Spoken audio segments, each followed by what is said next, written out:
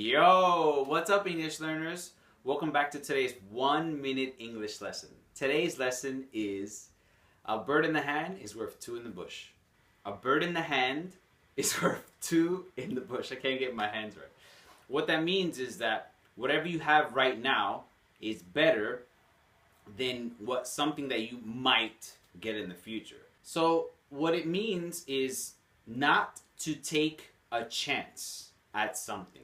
So don't risk something that you already have for something else. So one in the hand is worth two in the bush. Don't do that. So the way that you would use it is that you would just tell someone when you don't want them to do something, a bird in the hand is worth two in the bush.